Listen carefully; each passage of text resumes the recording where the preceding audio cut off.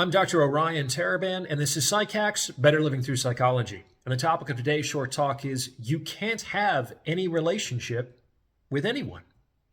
This took me so many years to understand, so please learn from my pain so that you don't have to experience it yourself. Basically, when I was younger, I used to believe that I could have any type of relationship I wanted with anyone. Or to put it another way, I used to believe that I could have the type of relationship I wanted with the person I just happened to be attracted to. And that is not true. You can't have any relationship with anyone. You can only have certain relationships with certain people. If you believe that you can have a relationship with anyone, you are likely going to be fitting a square peg in a round hole. You're going to believe that you should be able to make it work if you just put in enough effort. Relationships take work, right? So you're going to believe that if you only communicate better, or go to therapy, or understand each other, or learn to compromise, or work even harder, then you should be able to have the type of relationship that you want with the person you want to have it with. This is the consequence of believing that you can have any relationship with anyone. And this belief gets people into a lot of trouble. It creates a lot of heartbreak, a lot of wasted time, a lot of unnecessary expense, and it adds to the host of human misery on this planet. Fortunately, there is a way out. However, before I explain what this is, please remember to like this episode and subscribe to this channel. It takes less than a second, costs you nothing, and it's a great way to help spread the message. So if you like what you're hearing, then please do the thing. Also, if you're thinking about going to grad school, then check out stellargre.com and use the coupon code PSYCH for 10% off all membership plans. So, what's the alternative to this belief? A much better idea is to try to fit the relationship to the person instead of the other way around. Get better at understanding the type of relationship you can have with the specific person in question. And how do you do this? By developing your discernment. You have to be able to look at someone objectively and dispassionately. And this is no small thing if you are highly attracted to them, because attraction distorts perception. This is why I say it is generally a very good idea to date for at least 6 months minimum before you allow yourself to become emotionally involved with someone.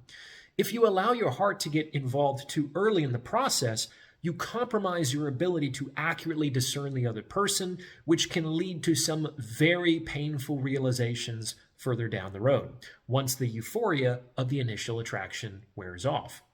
This means that you have to have some measure of discipline with respect to your emotions to be able to see the other person clearly enough to know what he or she is capable of and potentially what he or she is not capable of.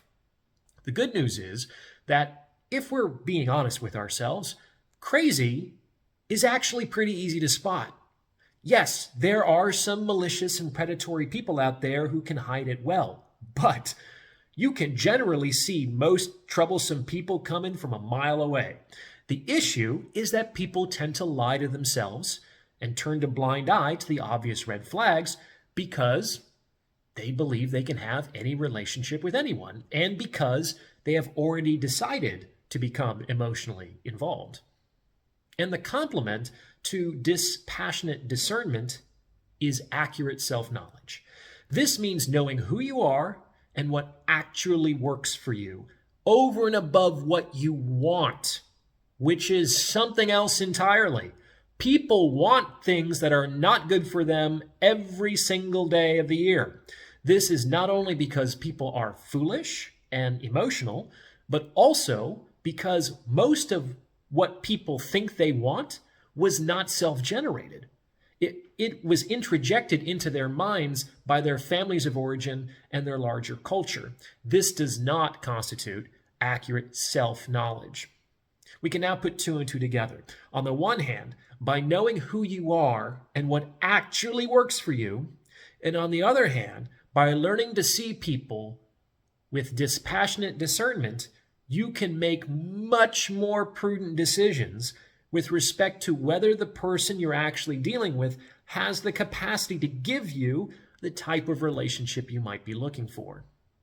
This isn't very sexy, and this is not always fun. It's way more fun to just get carried away and let passion take over.